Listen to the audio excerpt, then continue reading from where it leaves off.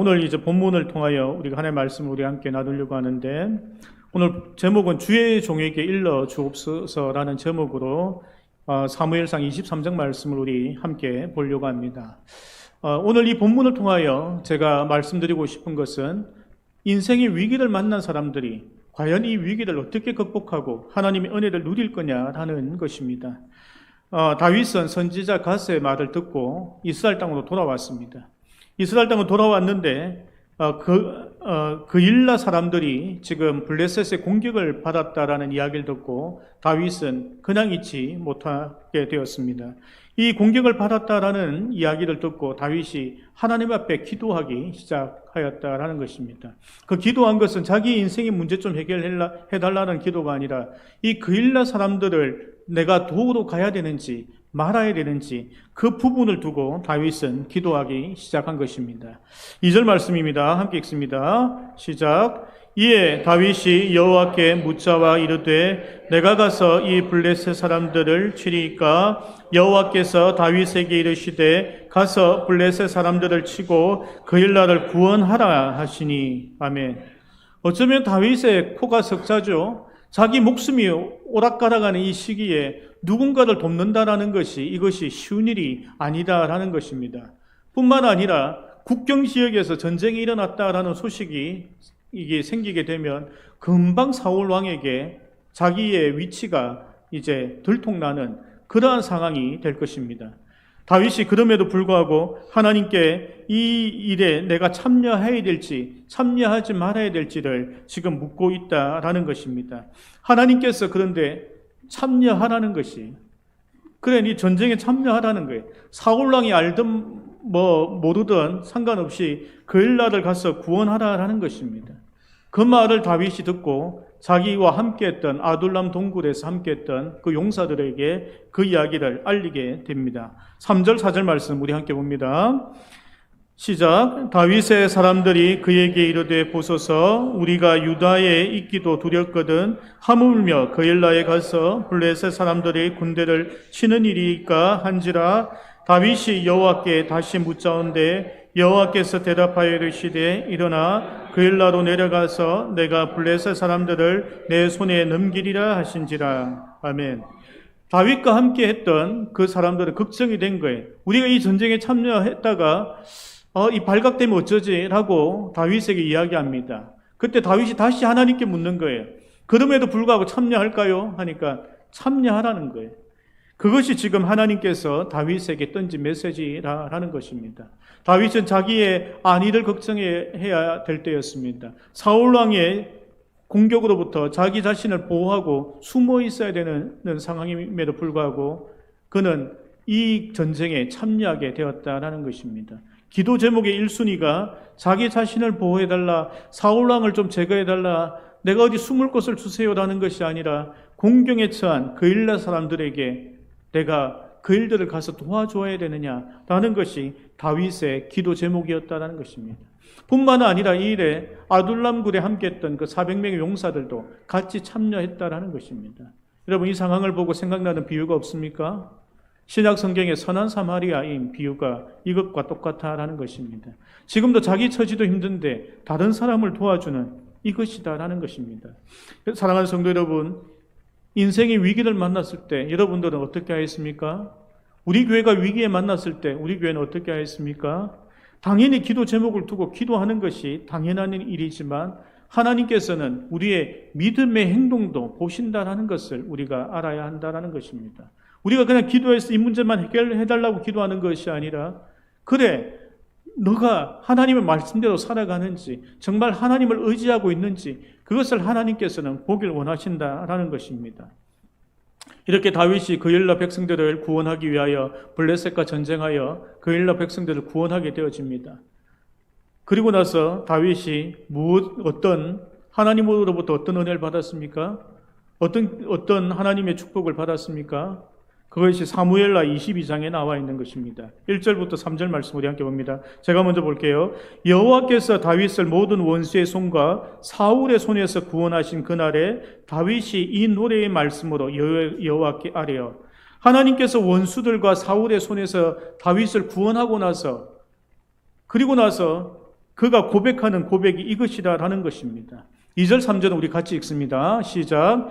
이르되 여호와는 나의 반석이시요 나의 요새시요 나를 위하여 건지시는 자시요 내가 피할 나의 반석의 하나님이시요 나의 방패시요 나의 구원의 뿌리시요 나의 높은 망대시요 그에게 피할 나의 피난처시요 나의 구원자시라 나를 폭력에서 구원하셨도다. 아멘.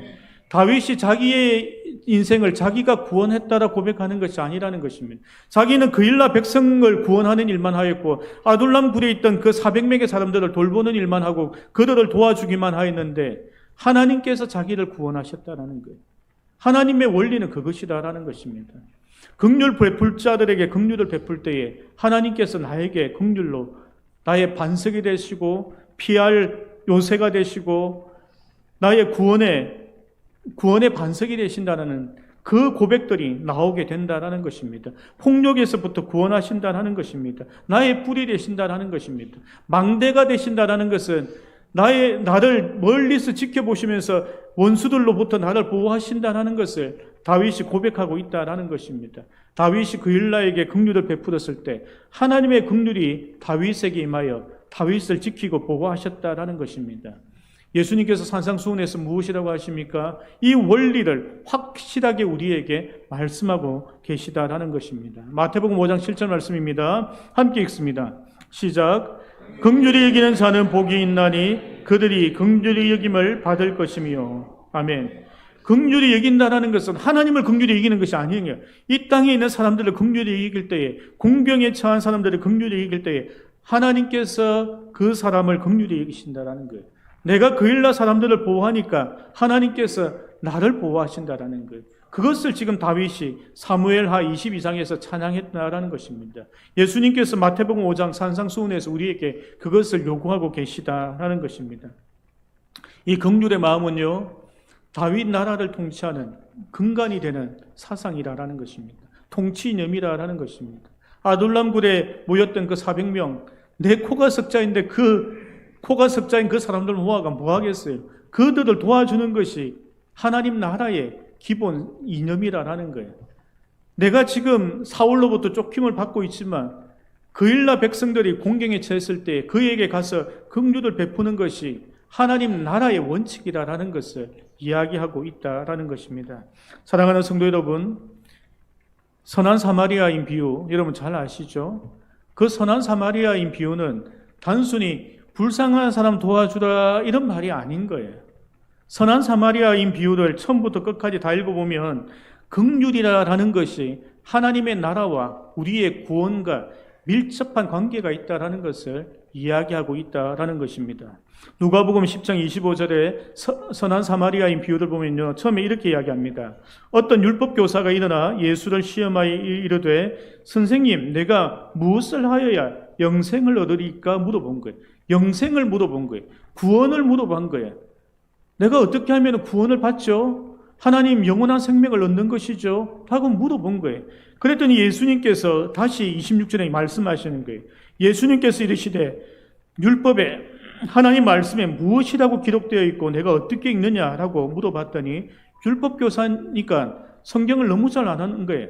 정답을 이야기합니다. 27절 말씀 우리 함께 읽습니다. 시작. 대답하여 이르되 내 마음을 다하며 목숨을 다하며 힘을 다하며 뜻을 다하여 주 너의 하나님을 사랑하고 또한 내 이웃을 내 자신과 같이 사랑하라 하였나이다. 아멘. 그리고 나서 이제 선한 사마리아인 비유가 나오는 거예요. 이스라엘 백성 한 사람이 길을 가다가 강도를 만납니다. 죽을 때까지 맞게 됩니다. 다 빼앗깁니다. 아무것도 없고 피를 흘리고 있는 상황에서 이스라엘 지도자 세 사람이 지나가는 거예요. 그냥 보고 그냥 지나갔다라는 것입니다. 근데 원수처럼 지내던 그 사마리아인이 그 피 흘리고 있는 이스라엘 백성을 다독여서 그를 데리고 여간으로 데려가고 치료하여 그 사람을 구원하게 된다라는 이야기가 선한 사마리아인 비유라는 것입니다. 그리고 선한 사마리아인이 자기 길을 다시 가면서 그 이스라엘 백성을 맡은 사람에게 말을 하죠. 혹시라도 돈이 더 들게 되면 내가 갔다 오는 길에 다시 들려서 돈을 줄 테니까 이 사람이 회복될 때까지 치료해달라는 부탁을 하고 간 것이 선한 사마리아인 비유라는 것입니다. 그것이 영생하고 관련이 있다는 거예요. 예수님이 우리 이 영생과 관련이 있는 것이 이 긍휼의 마음이 필요하다. 그것이 긍휼의 마음이 하나님의 나라와 구원에 관련이 있다라는 것입니다. 그리고 나서 예수님께서 결론을 무엇이라고 내립니까? 36절, 37절 말씀입니다. 함께 읽습니다. 시작. 내 생각에는 이 세 사람 중에 누가 강도 만난 자의 이웃이 되겠느냐? 이르되 자비를 베푼 자니이다. 예수께서 이르시되 가서 너도 이와 같이 하라 하시니라. 아멘. 사랑하는 성도 여러분, 어떻습니까? 우리가 이 긍휼을 베푸고 사람을 돕는 이 일이 그냥 크리스찬들이 당연히 해야 될 행동으로 생각할 수 있지만 그것이 아니라라는 것입니다. 하나님께서는 이 일에 대하여 우리의 구원과 관련이 있는 일로 하나님께서 설명하고 있다는 것을 우리가 알아야 한다는 것입니다. 공경에 처한 사람에게 그 공경에서 벗어날 수 있도록 우리가 그들을 돕는 것이 하나님의 뜻이다라는 것입니다. 죄송합니다. 그래서 우리 성도들이 가져야 될 가장 큰 긍휼, 그것이 무엇이냐라는 것입니다. 단순히 돈이 없는 사람들에게 돈을 조금 더 주는 것이냐, 아픈 사람에게 치유의 기도를 해주는 것이냐, 그것을 좀 더 넘어서야 된다는 것을 알아야 합니다. 하나님께서는 그것을 영생이라는 것을 통하여 이야기하고 계시다라는 것은 내가 가르치는 성도들, 내가 기도해주는 중보기도의 대상자들, 그 모두가 영원한 생명을 얻을 수 있도록 긍휼의 마음으로 그들을 위하여 기도하고 말씀을 가르쳐야 한다는 것입니다. 복음이 없어서 지옥에 갈 사람들에 대하여 그들이 정말 함께 영원한 생명을 얻을 수 있도록 그 마음으로, 그 긍휼한 마음으로 그들을 위하여 기도하고 말씀을 가르치고 그들과 함께 중보기도에 하는 자리에 있어야 한다는 것을 우리가 알아야 한다는 것입니다. 가장 큰 긍휼은 하나님의 나라를, 천국을 전하는 그 마음을 우리가 가지고 있는 것이 첫째라는 것을 우리가 알아야 하는 것입니다. 여러분, 우리가 전도하는 이유가 무엇입니까? 교인들을 늘리기 위하여 전도하시나요? 아니라는 거예요. 그들의 영혼이 불쌍하여 안타까워서 그들에게 하나님의 복음을 전해라라는 것입니다. 다윗과 아둘람 동굴에 있었던 400명은 그의 처지가 어려웠던 거예요. 해결될 수 없는 그 상황이 그들이 있었던 거예요. 먹을 것도 없고 입을 것도 없고 변변하지 못한 곳에서 잠을 청해야 하는 처지였다라는 것입니다. 그런데 그들의 눈에는 그일라 백성들이 공경에 처한 선한 사마리아인 그 마음이 그들 속에 생겼다라는 것입니다. 우리 형편이 이런데 어떻게 할까요? 그래, 가서 전쟁하라는 거예요. 그럼 그곳에 가서 전쟁하는 거예요. 그것이 하나님께서 하나님의 나라를 이루는데 시작이라는 것입니다. 그것을 다윗에게 가르치고 그것을 아둘람 굴에 있었던 그들에게 지금 가르치고 있다라는 것입니다. 사랑하는 성도 여러분, 우리 교회가 그런 교회 되길 축복합니다. 하나님의 긍휼의 마음을 가진, 이 세상을 향하여 긍휼의 마음을 가진 교회 될 수 있도록 하나님께서 은혜 주시기를 하나님의 이름으로 축복합니다. 우리가 10월 27일 날 연합예배도 이 마음으로 나가야 된다고 생각합니다. 그들의 일이지, 그들이 해결하면 우리는 혜택을 받지, 이 마음으로 있으면 안 된다는 것이죠. 우리가 그 자리에 나가서 떼약볕에서 혹은 그 딱딱한 돌바닥에 앉아서 예배드리고 기도할 그 사람들을 위한 긍휼의 마음들이 있어야 된다는 것입니다. 더 나아가 이 땅에 있는 모든 성도들과 교회에 대한 긍휼의 마음이 우리가 있어야 된다는 것입니다. 그들이 자기 자신을 위하여만 나가는 것이 아니라는 거예요. 우리 자녀들이 걱정되어 그 자리에 나가겠다라는 것입니다. 하나님의 교회가 걱정이 되어 그 자리에 나가겠다라는 것입니다. 또한 그곳에 동참하겠다고 하는 목사님, 또 고신교도한 목사님들이 이번에 다 동참하겠다고 한 것은 소년배 목사님 불쌍해서 가는 면도 있어요. 그때 코로나 팬데믹도 혼자 얼마나 많이 싸웠습니까? 법원에 얼마나 많이 불려갔습니까? 교회가 폐쇄되고 딱지가 붙었던 적도 있습니다. 그런데 그 혼자서 그렇게 싸울 때 동참하지 못했던 그것을 안타까워하는 목사님들이 이번에는 그래, 손 목사님, 우리가 함께 동참하여 같이 함께 하겠습니다 라는 마음으로 그 자리에 나아가게 된다라는 것입니다. 사랑하는 성도 여러분, 우리 마음에도 그러한 긍휼이 있길 원합니다. 그 마음으로 하나님의 교회를 봐야 된다는 것이에요. 나의 처지만 보는 게 아니에요. 우리 교회 처지만 보지 말라는 거예요. 우리 교회도 안타깝죠. 내 처지도 안타깝죠. 여러분 처지 안 안타깝습니까? 우리 남편 보면 안타깝죠. 근데 그것만 보지 말라는 거예요. 지금 당장 이 형편이 어렵게 된 그 일날을 위하여 달려갔던 다윗과 그 아둘람굴의 400명 유의 용사들처럼 우리도 그 마음으로 달려가라는 거예요. 하나님께서 그 세상을 그렇게 보라는 거예요. 그렇게 세상을 살아가라고 말씀하고 계시다라는 것입니다. 저는 기도할 때 이렇게 기도합니다. 이번 10월 27일이 1907년도에 평양 대붕이 있었던 것처럼 우리 교회, 이 전국에 있는 교회들에게 영적 각성이 일어나 정말 하나님의 놀라운 일들을, 은혜들을 경험하는 시간이 될 수 있도록 기도합니다. 더 이상 나누어지고 분쟁하는 것이 아니라 하나님의 나라와 그 일을 위하여 모여서 함께 동참하는 그러한 교회를 위하여 기도합니다. 그런 기적이 우리 한국 땅에 일어나기를 축복합니다. 1907년도에는 제가 그때 살아있지 않아서 제가 못 봤지만은 2014년도에는 그것을 목격하기를 원합니다. 그런 마음으로 기도합니다. 여러분들도 그렇게 기도에 동참하시기를 부탁드립니다. 두 번째로 살펴볼 것은 우리가 신앙생활을 하다 보면 잘못된 영적인 해석을 할 때가 있어요. 사울이 지금 그렇게 하고 있습니다. 7절 말씀 우리 함께 봅니다. 함께 읽습니다. 시작. 다윗이 그일라에 온 것을 어떤 사람이 사울에게 알림해 사울이 이르되 하나님이 그를 내 손에 넘기셨도다. 그가 문과 문빗장이 있는 성읍에 들어갔으니 갇혔도다. 아멘. 사울은 이렇게 해석한 거예요. 다윗이 그일라를 도와주러 간 것을 두고 하나님께서 다윗을 나에게 붙이셔서 내가 그를 죽일 수 있도록 하나님께서 만들어줬다라고 자기 마음대로 해석한 거죠. 그것이 아니잖아요. 하나님께서 다윗 죽이려고 그 전쟁에 참여시킨 것은 아닌데 사울 왕은 그렇게 해석하고 있다라는 것입니다. 우리도 살아가다 보면은 많은 영적인 체험들과 하나님의 은혜이라고 생각하는데 잘못 우리가 이해할 수 있는 것이죠. 많은 사람들이 하나님의 은혜, 하나님의 역사함이 이단에 있다 생각하고 이단으로 가기도 하고 또 나에게 특별하게 하나님께서 은혜 주셨다라는 그 착각으로 신앙생활 하는 것도 보게 되어집니다. 라마야 나요시라라는 곳에 갔던 사울의 부하들이 있었죠. 그들에게 하나님의 성령이 임하여 그들이 예언을 하였습니다. 다윗 역시도 사울 왕 역시도 다윗을 죽이러 갈 때에 성령 충만하여 예언을 하던 일이 있었습니다. 그들이 하나님의 은혜를 받은 것입니까? 아니죠. 하나님께 쓰임 받은 것은 맞지만 하나님의 은혜를 받았다고 말할 수는 없을 것입니다.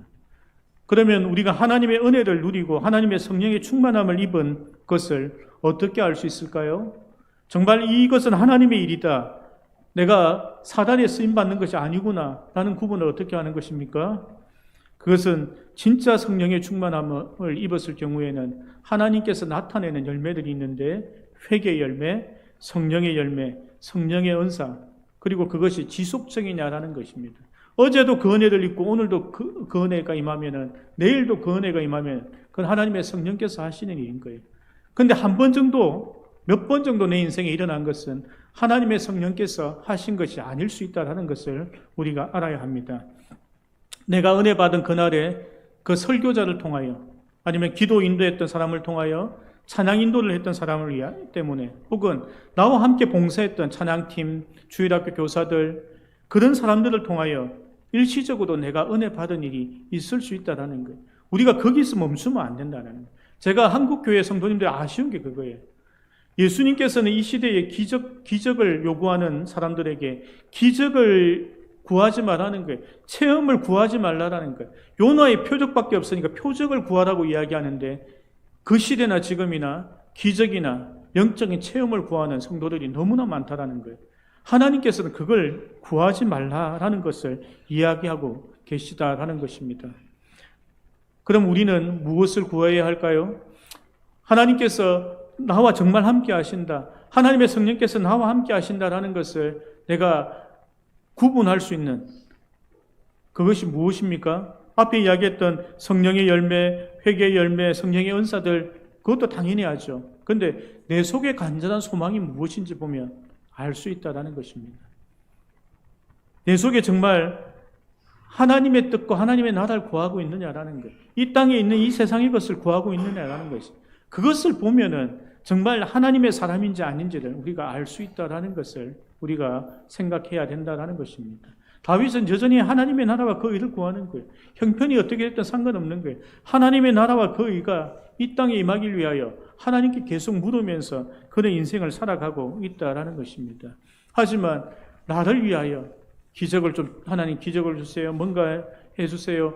이 땅의 것을 구하고 있다라면 나는 아직 걸음마 단계에 있는 신앙생활을 하는 성도일 수 있다라는 것을 알아야 한다라는 것입니다.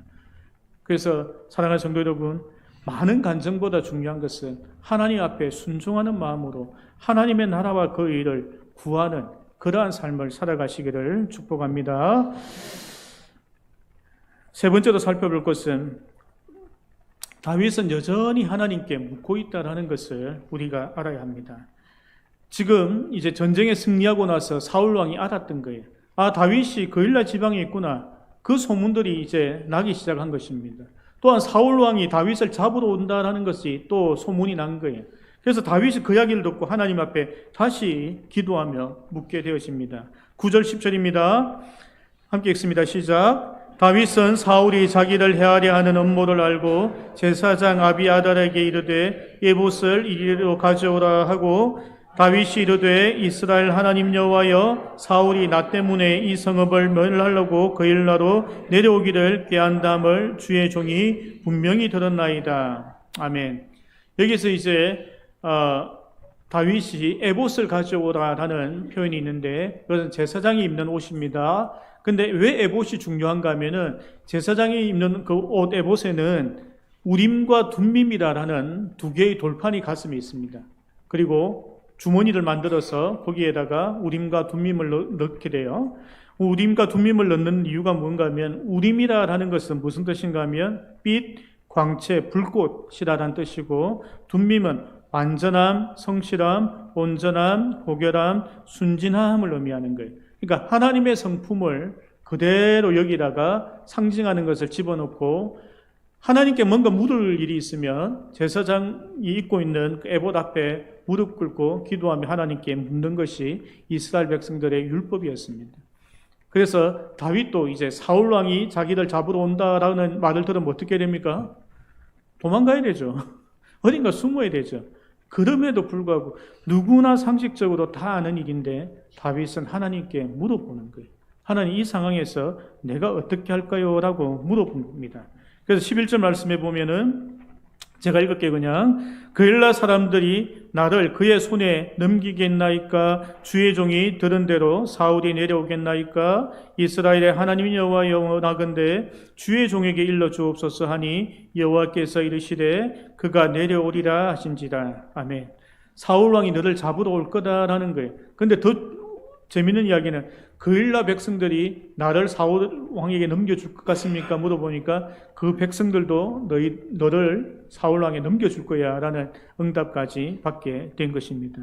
그래서 이제 12절 13절 말씀해 보면, 이제 다윗이 자기와 함께한 그 아둘람 굴 용사들에게 이야기를 합니다. 12절 13절 우리 같이 읽습니다. 시작. 다윗이 이르되 그일라 사람들이 나와 내 사람들을 사울의 손에 넘기겠나이까 하니 여호와께서 이르시되 그들이 너를 넘기리라 하신지라. 다윗과 그의 사람 600명 가량이 일어나 그일라를 떠나서 갈 수 있는 곳으로 갔더니 다윗이 그일라에서 피한 것을 어떤 사람이 사울에게 말하매 사울이 가기를 거치니라. 아멘. 그일라 사람들이 나와 그 다윗을 사울 왕에게 넘긴다라는 그 응답을 받게 되어지죠. 그 이야기를 다윗이 자기와 함께했던 600명, 아마 아둘람 굴에 있었던 400명에 또 더 늘어난 것 같아요. 그래서 600명이나 되는 그 사람들에게 이야기를 하고 다른 지방으로 떠나게 되어집니다. 그 결과 어떻습니까? 다윗도 목숨을 구합니다. 그 600명도 목숨을 구합니다. 그일라 사람들도 죄짓지 않게 된 거예요. 그 악한 사울 왕도 죄짓지 않게 되고, 이스라엘이 내전을 하여 서로가 서로를 죽이는 그런 일이 없었다라는 것입니다. 당연한 일도 하나님께서 인도하시게 되면 선한 사람들에게도 은혜가 임하지만 악한 사람들에게도 은혜가 임하는 거예요. 그렇기 때문에 우리는 모든 일에 기도하여야 하는 것입니다. 사울왕이 잡으러 올 때에 당연히 도망가는 거죠. 그 무슨 물어볼 게 뭐가 있습니까? 그 당연한 것조차도 하나님께 물어보고 나니 그 600명이 일사불란하게 하나님의 뜻을 따라간 거예요. 그 600명에게 그 말을 하면 뭐 어떤 이야기 하겠습니까? 누구는 싸우자 할 거예요. 누구는 도망가자 할 거예요. 그것을 어떻게 통합합니까? 싸우자고 하는 사람들이 남아서 싸우면 어떤 일이 일어나겠습니까? 그러니까 모든 일이 당연하지만 하나님께 묻고 하는 거예요. 그런데 다윗 왕이 이렇게 하나님께 물으면서 하나하나를 처리해 나갔는데 그의 일생에 제가 볼 때는 한 2가지 정도는 하나님께 묻지 않고 한 일이 있습니다. 그 첫 번째가 우리아를 죽이고 우리아의 아내를 취한 일입니다. 다른 하나는 그가 모든 전쟁이 끝나고 이제 영토가 확장되고 안정되었을 때에 갑자기 그 마음속에 나에게 있는 군사가 얼마나 많지, 내가 이룬 것이 얼마나 많지 라는 게 궁금하여 군사를 계수하게 되어집니다. 그 이야기가 사무엘하 24장에 있는데 한번 읽어보겠습니다. 1절 말씀입니다. 시작. 여호와께서 다시 이스라엘을 향하여 진노하사 그들을 치시려고 다윗을 격동시키사 가서 이스라엘과 유다의 인구를 조사하라 하신지라. 아멘. 그 인구를 조사하여 얼마나 많은 군사들이 있는지, 내가 이룬 업적이 얼마인지가 다윗이 확인하고 나서 하나님께서 다윗을 치시고 이스라엘을 치게 됩니다. 그 일로 인하여 7만 명의 무려 7만 명이나 되는 사람들이 죽게 되는 일이 발생하게 되어진 것입니다. 여러분, 우리가 아무리 하나님의 사람이라고 하더라도 우리가 항상 깨어서 기도하지 않으면 이런 일들이 생길 수 있다는 것을 알아야 합니다. 하나님께서 그러므로 쉬지 말고 기도하라는 것이에요. 주야도 하나님의 말씀을 묵상하라는 것입니다. 하나님과 항상 동행하라는 것입니다. 주의 사람 다윗도 이런 일이 생긴다라는 거예요. 그러지 않으면 우리가 이러한 일들이 생길 수 있다는 것입니다. 그렇기 때문에 우리는 항상 하나님께 묻고 하나님께서 일러주는 대로 살아가는 그 삶을 우리는 연습하고 그러한 인생을 살아가야 된다는 것을 오늘 본문을 통하여 우리가 알아야 된다는 것입니다. 말씀을 맺고 정리합니다. 다윗이 믿음의 사람으로 계속 하나님과 동행하고 믿음의 일들을 하여갑니다. 그때 첫 번째 하나님께서 요구했던 것은 거일나를 구원하라는 것입니다. 너희 형편을 보지 말고 거일나를 구원하는 긍휼의 삶을 살아가는 것이 하나님의 뜻이라는 것입니다. 그것이 하나님께서 세우고자 했던 다윗의 나라, 하나님의 나라라는 것입니다. 그곳에 하나님의 영생의 선물이 함께 있다라는 것을 하나님께서 말씀하고 계시다라는 것입니다. 긍휼을 베푸는 자에게 하나님께서 긍휼을 베푸신다라는 것입니다. 나의 기도 제목이 나의 인생의 문제를 해결하는 것에만 있다라면 하나님의 긍휼이 임하지 않는 거예요. 하나님께서는 우리에게 요구하시는 것은 나보다 더 힘든 사람, 혹은 나보다 형편은 낮지만은 그래도 지금 그 사람이 공경에 처했다라면 그 사람을 위하여 긍휼의 마음으로 기도하고 그를 돕는 것을 하나님께서 요구하고 계시다라는 것입니다. 사랑하는 성도 여러분, 이제는 우리 모두 다 그러한 긍휼의 사람들 되시기를 부탁드립니다. 그리고 기도의 사람 되시길 부탁드리는데 그것은 단순히 중보기도만 하는 것이 아니라 하나님께 모든 것을 묻고 그리고 하나님께서 응답하시는 대로 가는 그러한 하나님의 전적인 인도함을 받는 그러한 교회 성도님 되시기를 축복합니다. 우리 함께 기도합니다. 우리 중에 이제 이러한 어려움에 공경에 처한 성도들이